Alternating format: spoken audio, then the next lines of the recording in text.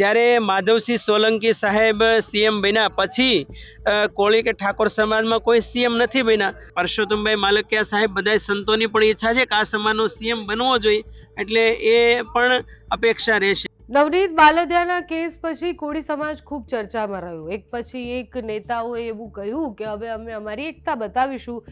Case ધીરે ધીરે જેમ સોલ્વ થતો ગયો, જેમ જેમ લોકો પકડાતા ગયા, એમની ચર્ચાઓ ઓછી થઈ ગઈ. સમાજમાં પણ અલગ અલગ બે ફાટા પડ્યા હોય એવું દેખાયું. એક બાજુ કહેવામાં આવ્યું કે કોળી સમાજના સીએમ બનશે.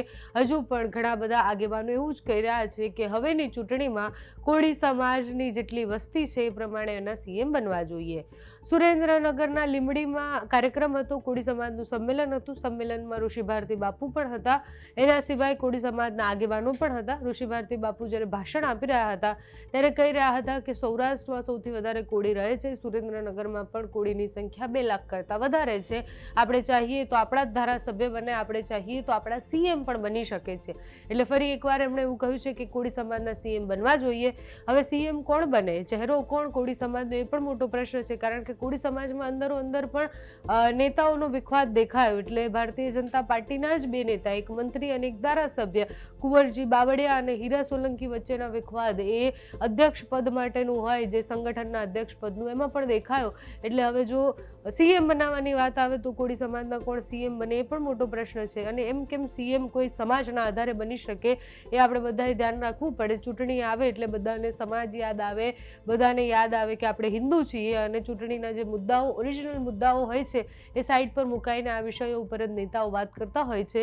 2027ની ચૂંટણી માટે કોળી સમાજે અત્યારથી હુકારો કર્યો છે કે અમારા સમાજના સીએમ બનવા જોઈએ. કાર્યક્રમ દરમિયાન શું કહ્યું, ઋષિ ભારતી બાપુ શું કહી રહ્યા છે તે સાંભળો. જય માનદાતા, જય વેલનાથ, ઓમ નમો નારાયણ. મિત્રો, મીડિયાના માધ્યમ દ્વારા એટલું જણાવું કે લીંબડી વિધાનસભાના ઊંટડી ગામે સમસ્ત ઠાકોર અને કોળી સમાજનું મહાસંમેલન થયું, જેમાં ગુજરાતમાં લગભગ 40% પ્રતિનિધિત્વ, 2.5 કરોડનું પોપ્યુલેશન અને 1.5 કરોડનું સૌથી મોટું જંગી વોટિંગ પાવર અને 80 લાખ ઘર ધરાવે છે એવા કોળી ઠાકોર સમાજના સંમેલનમાં આજે સમાજમાં શિક્ષણ વધે, ખોટા રિવાજો દૂર થાય, અંધશ્રદ્ધાઓ દૂર થાય અને સમાજમાં એકતા આવે અને ભવિષ્યમાં જે ઓબીસી સમાજમાં આવતો આ કોળી અને ઠાકોર સમાજ, એના હક અને અધિકાર મળે બંધારણ પ્રમાણે, એના માટેની ચર્ચાઓ થઈ હતી. અને જે ભવિષ્યમાં ચરિતાર્થ થાય એવી અમે સંતોએ આશીર્વાદ પાઠવ્યા છે. જુઓ, ઓબીસી સમાજમાં સૌથી મોટો સમાજ હોય તો કોળી અને ઠાકોર સમાજ છે. જ્યારે માધવસિંહ સોલંકી સાહેબ સીએમ બન્યા પછી કોળી કે ઠાકોર સમાજમાં કોઈ સીએમ નથી બન્યા.